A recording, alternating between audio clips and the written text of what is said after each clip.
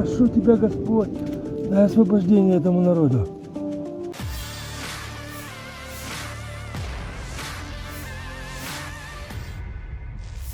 Artileri Rusia memaksa pasukan Ukraina untuk mengingat Tuhan. Rekamannya ramai beredar di media sosial Telegram pada Sabtu 21 Januari 2023. Dalam rekaman tersebut memperlihatkan salah seorang prajurit Ukraina yang sedang bersembunyi di dalam parit dengan background pohon tumbang pada bagian belakangnya.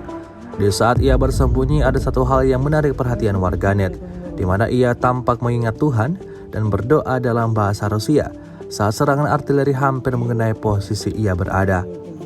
"Saya mohon Tuhan berikan pembebasan kepada orang-orang kami," kata seorang militan Ukraina. Hingga video ini beredar, beragam komentar dituliskan warganet. Да, живой караван! Аж деревья поломал, все надо мной тут. И только начал чуть-чуть, я сегодня самый позже пришел, нас там бомбили еще по дороге.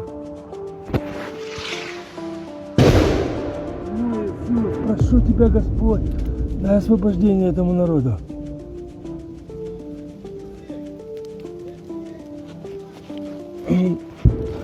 Со мной позалетало тут куски деревьев, обломалось все, как залетало.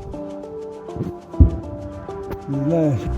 Rusia melaporkan secara total 374 pesawat Ukraina dan 202 helikopter, 2.908 kendaraan udara tak berawak, 401 sistem rudal anti pesawat dieliminir sejak awal operasi khusus. Sedangkan dari kubu Kiev, Kementerian Pertahanan Ukraina melaporkan 770 tentara Rusia dieliminir dalam sehari terakhir. Total 119.300 prajurit Federasi Rusia meninggal sejak awal konflik hingga hari ke-332.